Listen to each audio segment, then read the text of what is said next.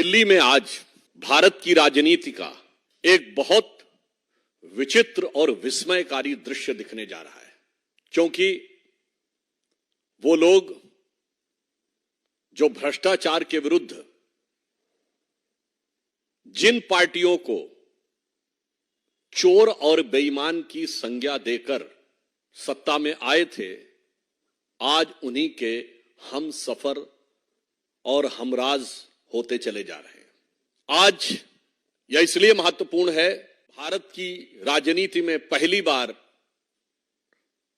उस राज्य में रैली हो रही है जहां का मुख्यमंत्री हिरासत से सरकार चला रहा है, और साथ देने वाले कौन कौन लोग हैं? वो पार्टियां हैं जिन पार्टियों के नेताओं का रिकॉर्ड कितना अद्भुत है। श्री लालू प्रसाद यादव जी 1997 में जेल जा चुके हैं।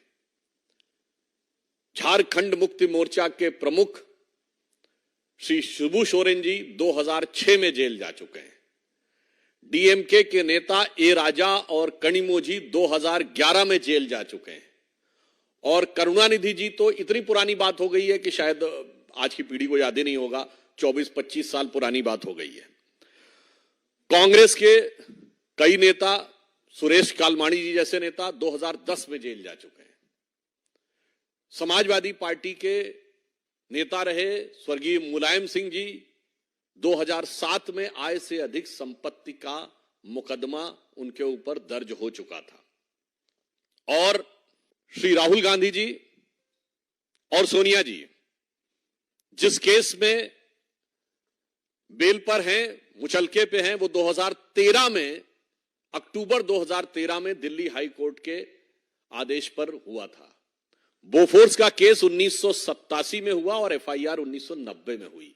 यह तथ्य मैंने इसलिए बताया, इसमें से कुछ भी 2014 के बाद का नहीं है। अतः मैं एक शब्द में कहना चाहूंगा कि ये सारे के सारे लोग, अगर आज कहा जाए तो अपने पुराने गुनाहों को छुपाने के लिए ये समस्त वो पार्टियां जो राम मंदिर की विरोधी, जिन्होंने हिंदू धर्म के समूल नाश जैसे संकल्प किए, हिंदू धर्म के देवी देवताओं पर अनेक आपत्तिजनक टिप्पणियां की, वो अपने पुराने भ्रष्टाचार के गुनाहों को छुपाने के लिए रामलीला मैदान में आज एकत्र हो रहे हैं। तो मुझे लगता है कि इसे यदि एक शब्द में कहा जाए तो हिंदी में एक कहावत होती है, चोरी ऊपर से सीना जोरी। जो विगत 3 पीढ़ियों से भ्रष्टाचार के आरोप में कोर्ट कचहरी और जांच एजेंसियों के चक्कर काटते रहे, जेल से अंदर और बाहर आते रहे, वो आज आकर जिस निर्लज्जता का प्रदर्शन कर रहे हैं, वो सिर्फ भारत की राजनीति में आलोचना योग्य नहीं है। मैं दूसरा एक बिंदु कहना चाहूंगा कि ये भारत की राजनीति में विश्वसनीयता के संकट का प्रतीक है, क्योंकि ये वही रामलीला मैदान है जहां से 12-13 साल पहले किस ढंग का एक सीन दिखता था, इंडिया अगेंस्ट करप्शन।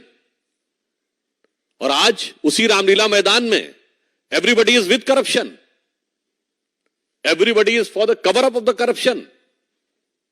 और इसलिए तब इनके गुरु अन्ना हजारे होते थे, आज लालू प्रसाद यादव जी हैं। तब जिस पार्टी के लिए अपशब्दों का प्रयोग करते थे, भारत की राजनीति में उस समय तक इन शब्दों का प्रयोग सार्वजनिक रूप से नहीं होता था, चोर और बेईमान, आज उनके साथ हैं। तो मुझे लगता है कि राजनीति में विश्वसनीयता का संकट यही है। एक तरफ हम श्री नरेंद्र मोदी जी के नेतृत्व में राजनीति में विश्वसनीयता की प्रामाणिकता के प्रतीक हैं, ये विश्वसनीयता के संकट के प्रतीक है। हमारा यह सिद्धांत है, जो कहा वो किया। इनका सिद्धांत है, जो कहा ठीक उसका उल्टा किया।